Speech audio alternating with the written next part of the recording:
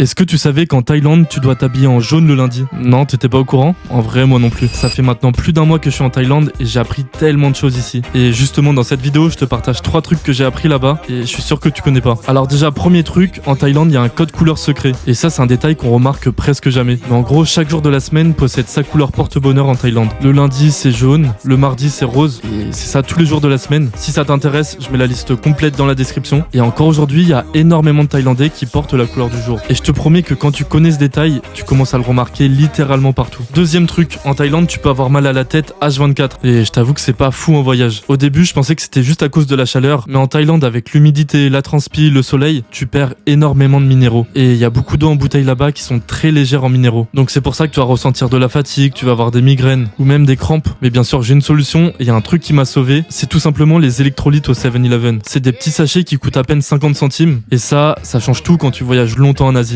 Avant de passer à la dernière info, moi c'est Kylian, ça fait maintenant plusieurs années que je voyage en France, en Europe et partout dans le monde. Je te partage toutes mes aventures sur ce compte et d'ailleurs si cette vidéo vous plaît, je pense que je vais faire une partie 2, alors n'oublie pas de t'abonner. Du coup, la troisième chose dont je voulais vous parler, c'est les mini-temples qu'on retrouve devant presque chaque maison. Au début, je pensais que c'était juste un truc décoratif, mais en fait pas du tout. Il y a beaucoup de Thaïlandais qui pensent que des esprits protègent les lieux et les maisons. Du coup, ils vont construire une petite spirit house comme ça, juste devant chez eux, et ils vont déposer des offrandes, des fleurs, de l'encens et même très souvent du Fanta. Et ça c'est comme pour le code couleur secret, une fois que tu le sais, tu commences à en voir absolument partout. Je vous ai laissé tout le détail de mon voyage en story à la une, et comme d'hab, si tu veux rien louper, abonne-toi.